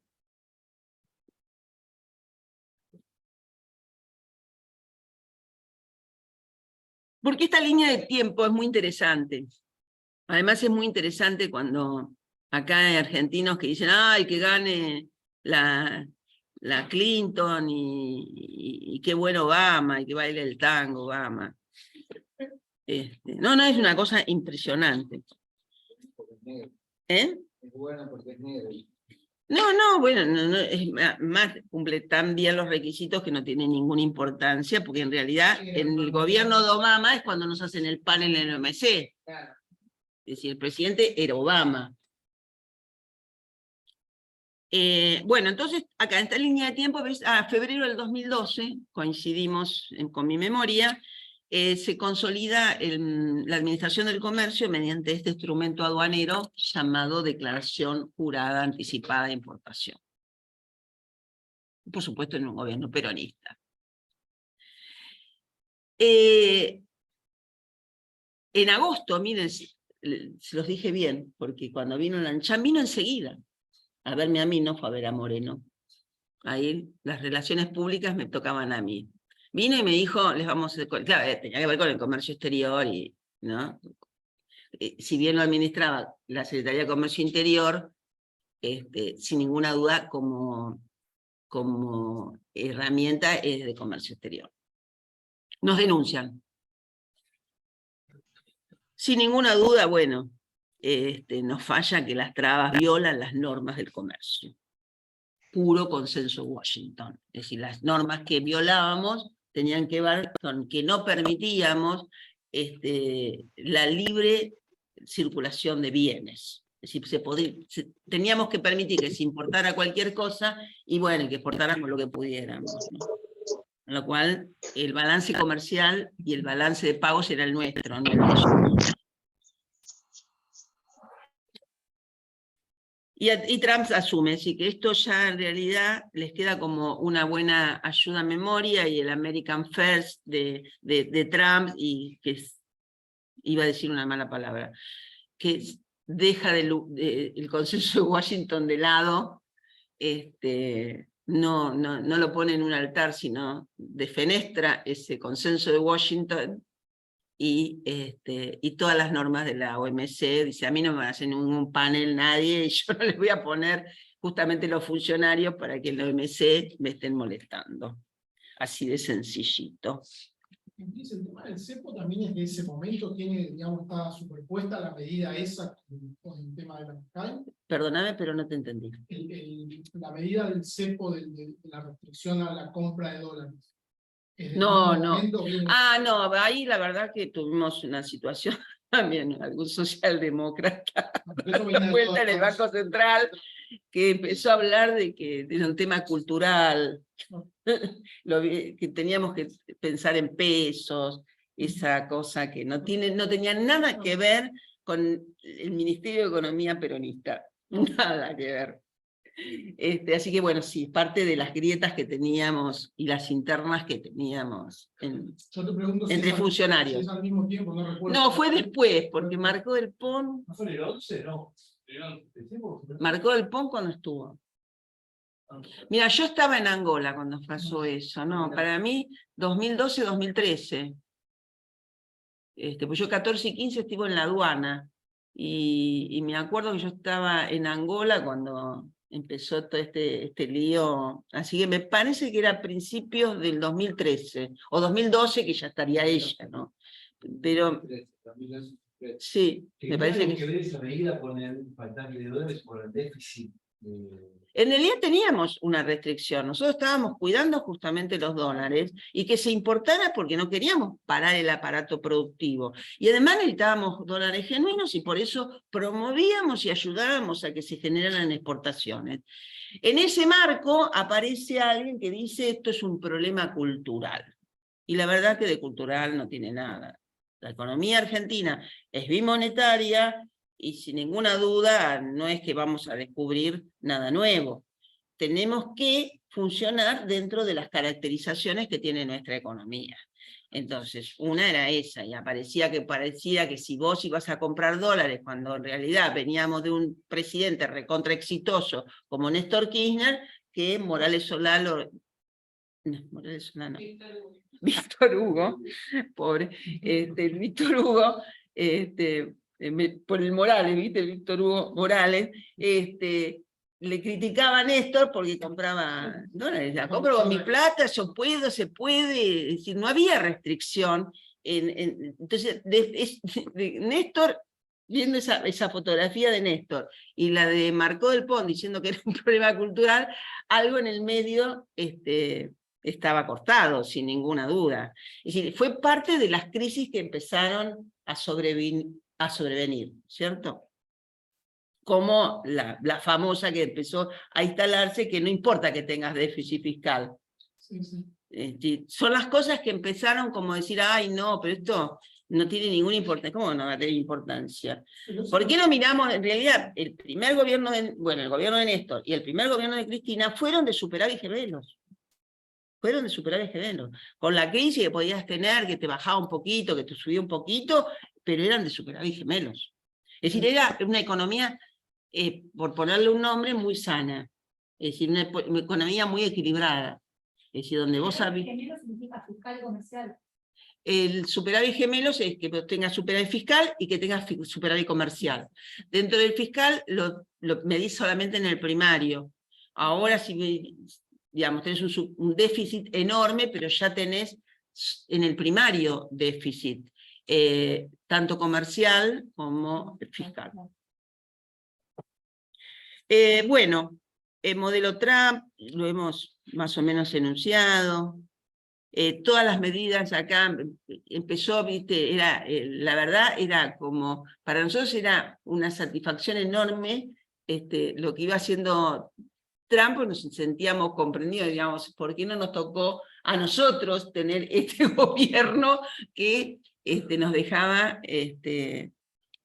nos habrían criticado por otra cosa, no voy a decir que Trump iba a favorecer el gobierno argentino, digamos, no hay nada que ver, pero sin ninguna duda nosotros sentíamos que habíamos sido unos adelantados y nos encontramos, por supuesto, con un montón, algunos imbéciles, y otros haciendo su negocio, pero nos encontramos como, por ejemplo, a la Nata, bueno, a mí me venía criticando, por supuesto, de que estuve en el INDEC, pero cuando estábamos en Angola, diciendo barbaridades, cuando se hicieron inversiones muy significativas y realmente hasta ventas muy, muy importantes, porque nosotros íbamos no solamente con el INVAP, íbamos con el INTA y vendíamos la tecnología también, ¿no es cierto? Es decir, era muy, muy impactante el desarrollo. Hasta fuimos con fabricaciones militares a Angola, porque íbamos a llegar a un acuerdo con España para sacar las bombas que tenían 40 años de guerra. Y tienen, claro, las minas, no sé, no me acuerdo cómo se llaman, las minas...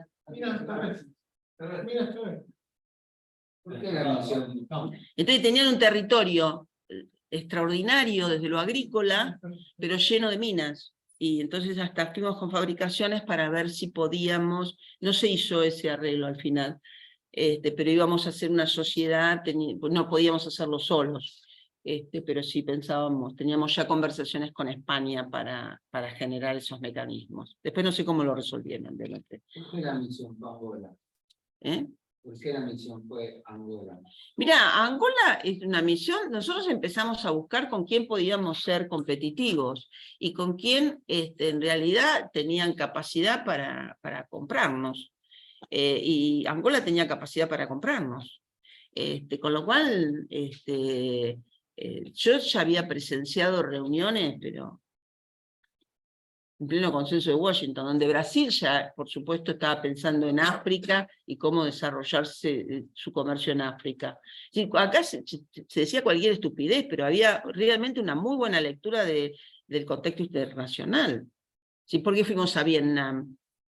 ¿Y por qué fuimos a Emiratos Árabes? Y bueno, porque elegimos esos destinos porque realmente sentíamos que podíamos venderle antibióticos, podíamos venderle tecnología que en realidad eran de un altísimo valor agregado. Pero de repente nos aparecía una empresa, como conté el otro día, de anteojos que vendió toda su producción anual en una venta que hizo en Emiratos, al lado de China. Es decir, o sea, fueron con mercados estudiados, pero se terminaron encontrando un montón de otros mercados que esperaban, digamos, eso lo tenían estimado o no. No, fuimos eligiendo los mercados y la verdad que íbamos con un trabajo muy grande y ahí sí también eso lo hizo Guillermo. Y además, en realidad, en la reforma que hace Cristina, cuando crea la Secretaría de Comercio Exterior, me pone a mí todos los consulados a cargo. Entonces, todos los consulados tenían que respondernos a nuestras misiones, y entonces íbamos con una investigación de mercado muy grande, muy grande. Carlos Bianco, el famoso que está con Axel Kicillof, un gran compañero, y la verdad yo lo quiero mucho a Carlos Bianco, peronista, debe ser una de las excepciones en ese gobierno, de Quilmes, un gran compañero, un gran laburante. Y él armaba, digamos, él inclusive después se sumaba a la previa, había toda una previa de organización de esas misiones. Entonces nosotros llegábamos con muchos empresarios, cuando fuimos a San Pablo fue impresionante porque Brasil se impactó, pues, digamos, con 5 aviones, y fue una cosa impresionante, con la policía que nos hacía paz, un escándalo maravilloso, ¿no? Una cosa, la primera misión que hicimos fue esa. Pero estaba a cargo Carlos Bianco desde la Cancillería en la coordinación con los con los delegados, eran consejeros comerciales dentro de los rangos. Entonces, nosotros llegábamos a cada misión con todas las reuniones organizadas. Cuando hicimos la de que fue Cristina y fue Raúl Timerman, que fuimos por segunda vez a Vietnam, y ahí hicimos Hanoi, habíamos estado, no, a Ho Chi Minh fuimos 2 veces, en esa fuimos a Ho Chi Minh y a Hanoi, pero en esa se sumó Hanoi, cuando entró, porque Cristina fue a Hanoi, que siempre son las capitales a donde van los presidentes y el canciller. Sí, nos hicimos una previa en Ho Chi Minh, que ya era la segunda que habíamos hecho en Ho Chi Minh, y cuando llegamos a Hanoi, el salón entró Timerman. Yo era la que, como, digamos, jefa de delegación, era la que tenía que ejercer la bienvenida y la... Y dije, Beatriz, estoy impactado, ¿para qué voy a ir a la reunión con la presidenta? Esto era impactante el salón, de empresarios de Vietnam y de empresarios argentinos. Era una cosa, yo no les puedo decir lo largo, el salón, de eso sí seguro que tenemos fotos y videos. No me voy a olvidar nunca de Raúl Timerman, que era un gran compañero también, querido, inaugurando esa misión, ¿no? Las misiones fueron extraordinarias, teníamos mala prensa, pero los empresarios hoy siguen extrañando el aprendizaje que hicieron. Fue, digamos, porque el intercambio entre empresarios, llenábamos aviones, nosotros íbamos, desde que salíamos de Ezeiza, se empezaba a trabajar. Perdón, ¿querías decir algo? No, amigo, con lo que usted está diciendo, me recuerdo que una anécdota más personal. Yo vivo a vuelta del barrio chino, y el barrio chino se empezó a desarrollar allá por el 2002 más fuerte. Empecé a identificar con un amigo peruano cómo había que exportarle productos de alimentos, sea de vaca o de pollo, que nosotros no consumimos. O sea, por ahí en el interior del país alguna cuestión sí, pero al final no. La garra de pollo, que había un chileno que venía, nosotros le íbamos a buscar a Moreno, a Ruta 24, y se la veníamos al barrio chino. Era una búsqueda nuestra para generar dinero. Y venía un chileno a buscar la garra de pollo, se la llevaba a Chile y de ahí la exportaba. Y ahí creó su empresa en Chile. Yo en Argentina las exportaba también directamente, pero pasamos de exportar garra, pasa que el poder adquisitivo aumentó y empezaron a demandar otros alimentos. Sí, tal cual. Son alimentos como la anécdota de Conde Guillermo, la del pito que le vino carnicero a la Secretaría de Comercio, le viene con una caja y dice, déjeme exportar por lo menos esto, y le abre la caja y de un pito de vaca, de toro, de dicho. Claro. Y había, y cuando usted dice lo Angola, en su momento, una de humildad, que no soy economista, nada, digo, Camboya es todos lugares donde se le pueda vender ciertos productos argentinos y generar... Bueno, pero en Angola cuando me hiciste acordar, la harina de trigo, nosotros se la exportábamos a Brasil, Brasil se la exportaba a Angola. No solamente que se la exportaba a mayor precio, sino vieja. Es decir, nosotros lo que se generó en ese momento, la venta directa de harina de trigo. Sí, el pescado, lo que sobra el pescado se genera aceite, harina, va todo para Asia, no solamente China, Asia, o de diferentes países de África. Bueno, los langostinos a Brasil. Brasil no nos dejaba entrar con langostinos. Si no había nadie que defendiera las restricciones no arancelarias que nos imponían. Bueno, a ver, el goodbye globalización, en realidad, ¿cuándo se oficializa internacionalmente? Es que ayer estuve escuchando a Eduardo Graham, nuestro candidato a jefe de gobierno, y hoy también lo escuché en un video con alumnos del Mariano Acosta, y dice, la globalización no está, pero sigue haciendo daño. Es cierto eso. Es decir, atrás de la globalización hay intereses e interesados y representantes de esos interesados en que siguen funcionando como si la globalización existiera o pretenden que los que no leemos un poquito pensemos que la globalización está vigente. Pero Biden, que no tiene nada de Juan Domingo, Biden mantuvo la protección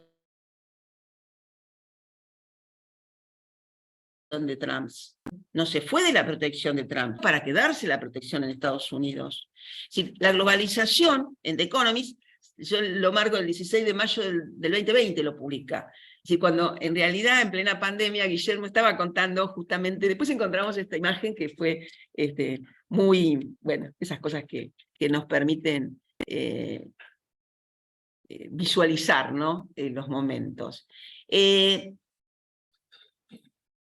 Yo agregué algo como que tenía que ver con, por supuesto, que las decisiones de Trump no tuvieron nada que ver con el gobierno de Macri y con el gobierno de Fernández. Lamentablemente, aceptaron, por supuesto, que no podíamos usar más las declaraciones juradas, pero se podría haber llamado de otra manera, buscar otro instrumento, y en realidad, si vos tenés como objetivo de país, seguís administrando el comercio, además teniéndolo a Trump, que está haciéndolo.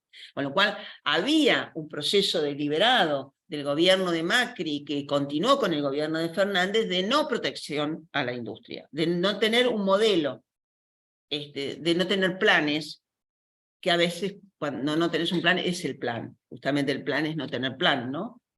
O el objetivo.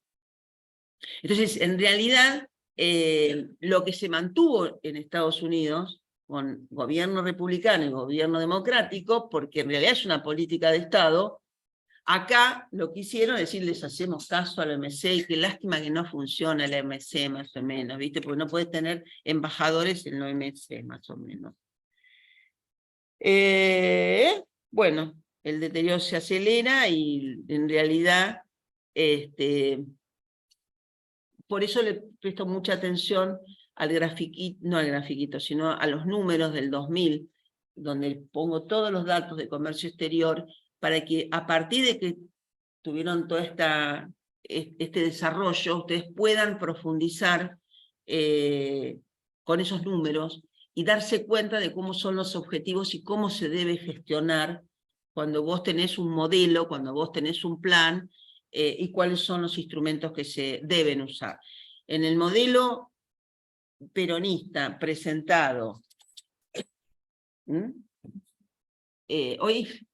un compañero, que le decimos Calvo, hace mucho que no lo veo, pero me apareció por Instagram, donde dice, antes era Braden o Perón, ahora es Melconian o Moreno. Me hizo reír mucho, pero en realidad es cierto que acá hay dos modelos, ¿no? El modelo que está aceptado por todos los partidos, incluido por Massa, y Bonelli lo dijo el viernes pasado, así que la Gran City del Norte está muy conforme con que haya un modelo de ajuste a un modelo que sea de producción y trabajo. Somos peronistas, somos incurables, así que eso es lo que somos. No sé por dónde quieren abordar los últimos 10 minutos, que no les di tiempo para nada, pero bueno, yo supongo que es probable que nos podamos seguir viendo en un segundo cuatrimestre. Guillermo Moreno va a hacer el cierre en la primera semana de agosto, cuando se retomen las clases y las actividades en la universidad, luego de las vacaciones de invierno. Así que vamos a ver qué podemos, si en la facultad, si en la universidad.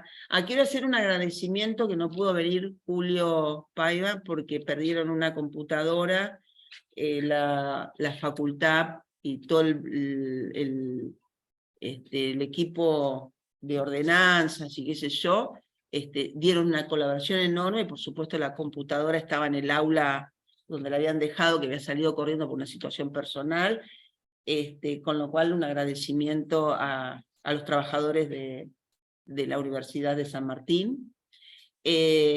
Vamos a volver en agosto, para todos los que quieran escuchar, por supuesto, las conclusiones de Guillermo, pero bueno, tenemos que hacer el receso y veremos que la universidad, si tiene interés en que sigamos haciendo, nos queda mucho por desarrollar.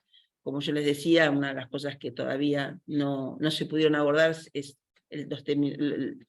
profundizar el balance de pagos, que por supuesto ahí va a aparecer la deuda y las restricciones que nos genera, y cuáles son las necesidades justamente de exportaciones y de recursos genuinos que son muy superiores a los de la década ganada, que hacen falta para cumplir con los compromisos, y cuál es el plan que no sea de ajuste para pagar la deuda externa, es decir, quién paga la deuda externa.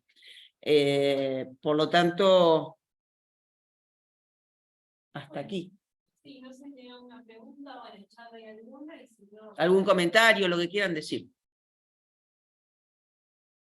No, el grupo que dijiste que se podía hablar. Armar un grupo de WhatsApp, no tengo ningún problema en estar en contacto. Contacto a través del mail, porque...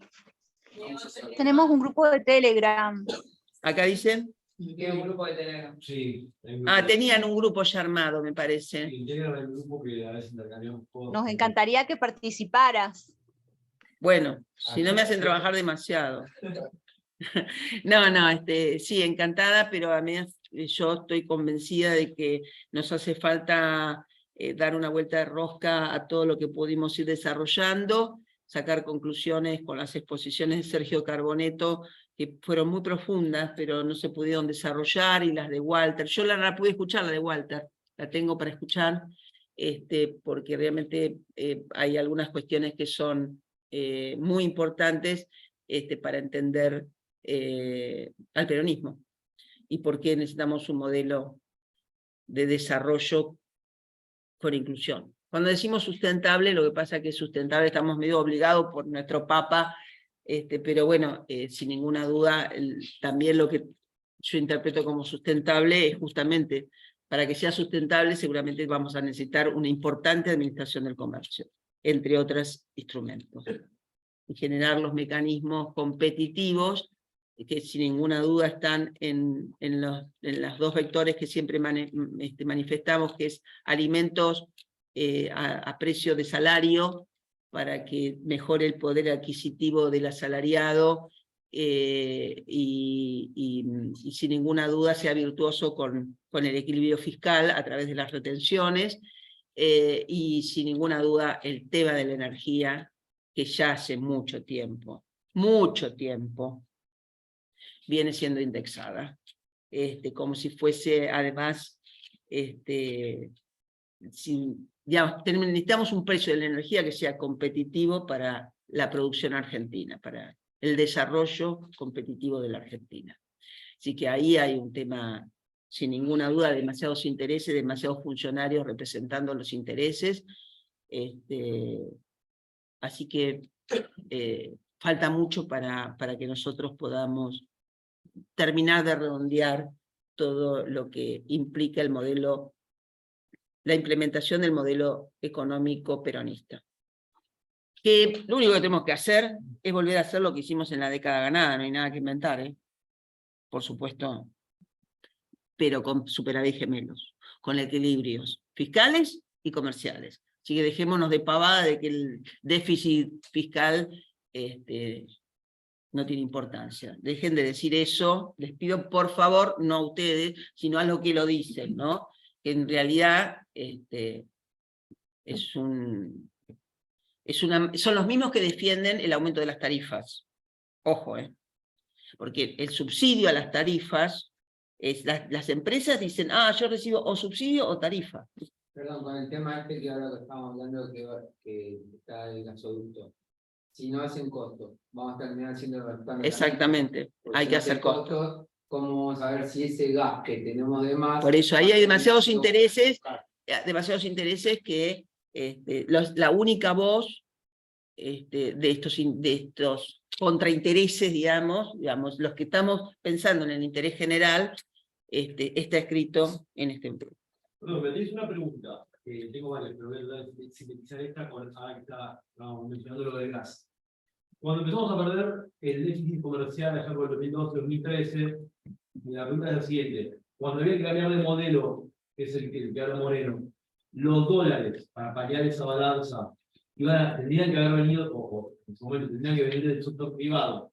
Dicho esto, la dolarización de la energía en esos años, ¿cuánto jugó para condicionar ese... Exacto, muy buena pregunta, porque los mismos que dicen que no tiene importancia, pongo nombre y apellido, Axel Kicillof, el mismo que dice que no importa que haya déficit fiscal, son los mismos, porque Manuel Álvarez Agis, viceministro de Axel, es el que dijo todo el tiempo hay que aumentar tarifas sin hacer costos, y además nosotros que integramos la Comisión de Economía del PJ, que venían todas las agrupaciones del peronismo, digamos, venían todos, creo que que no vinieron fueron los cordobeses.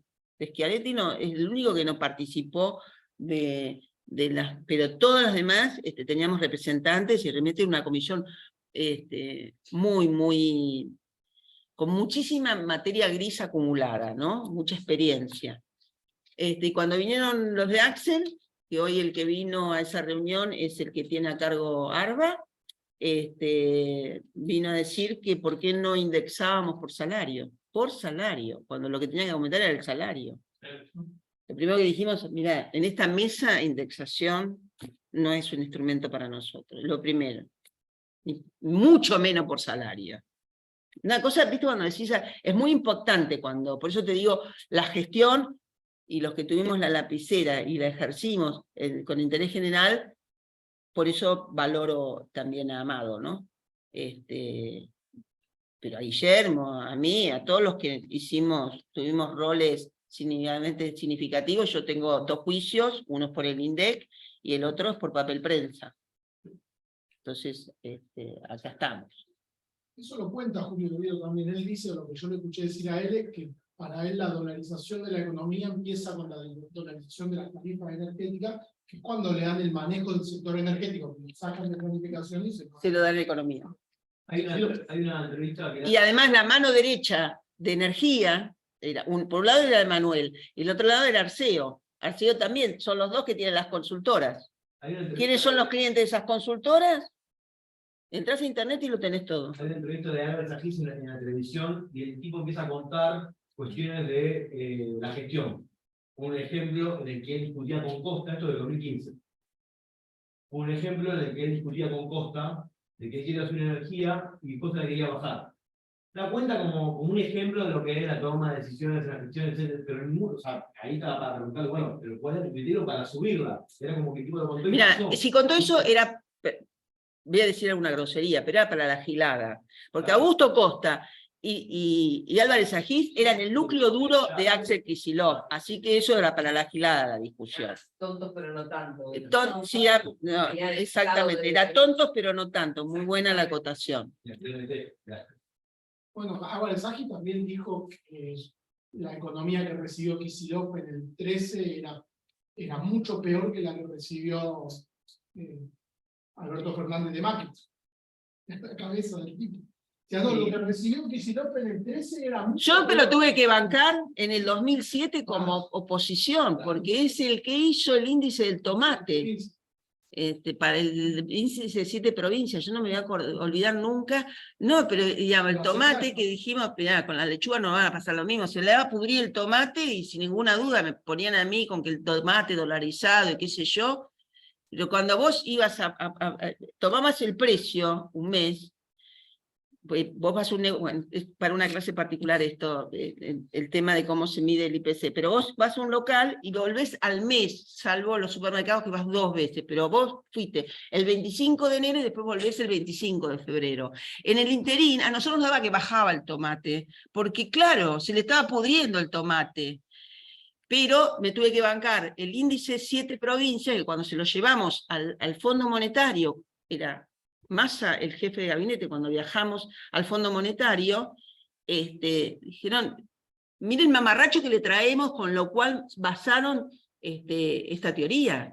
El fondo no podía creer el mamarracho del IPC 7 provincias. Entonces, bueno, tenemos, la verdad que el problema es que nosotros tenemos, para desgracia de muchos, mucha memoria. Perdón, tengo una última, y acá te pincho un poco. ¿Saben que, por ejemplo, Costa estudió en el London School of Economics, por ahí? La pregunta es, En el London. ¿qué tanto es? Igual que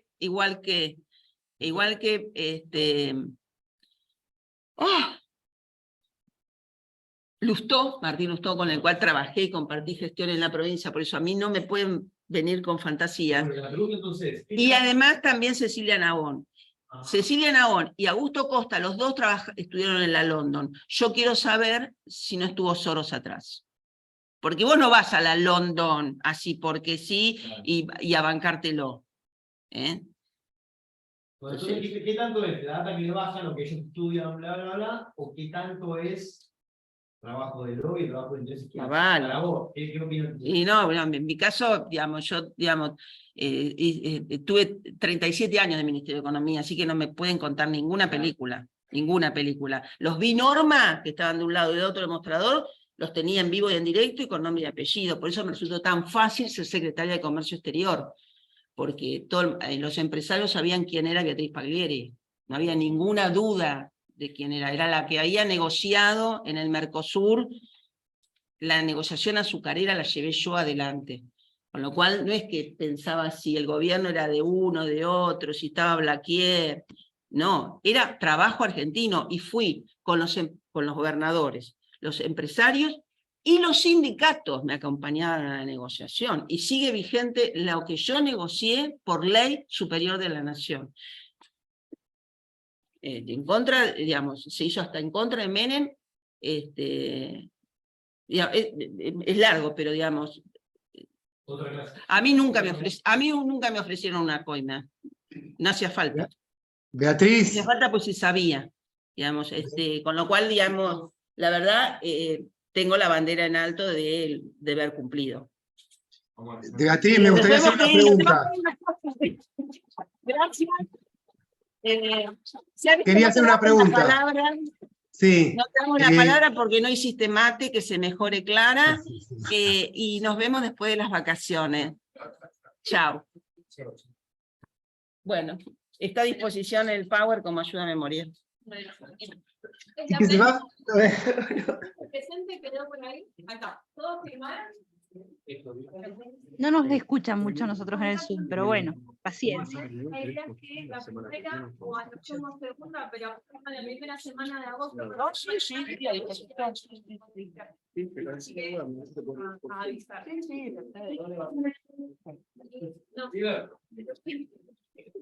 Vamos a ver qué consigo. Bueno, muchas gracias por venir, por participar. Felices vacaciones. Otra preciosa. Te iba a hacer acordar de Pablo Español. Y ahí. Que me decías ayer cuando... De eso te dije ayer. Esa fue mi serie. Muchas gracias. Por todo, todo, igualmente. Nos vemos en agosto. Yo tengo que ir al baño, salimos juntas. Yo estoy en auto. ¿Ustedes también? No. Buenísimo. No, más rápido, si no, no llegaba más. Claro. ¿Y cómo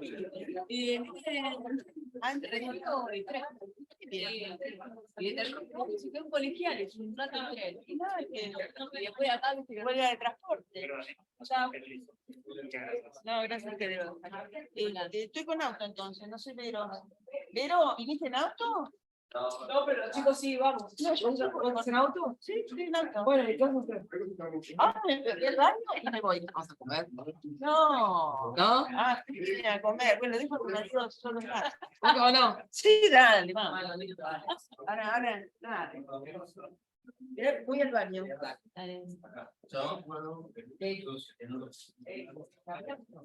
Qué bueno. Qué linda la cartera nueva, la cartera de ¿Me licenciada. regañas? No. Ya la reconozco. Chao. Gracias, igualmente.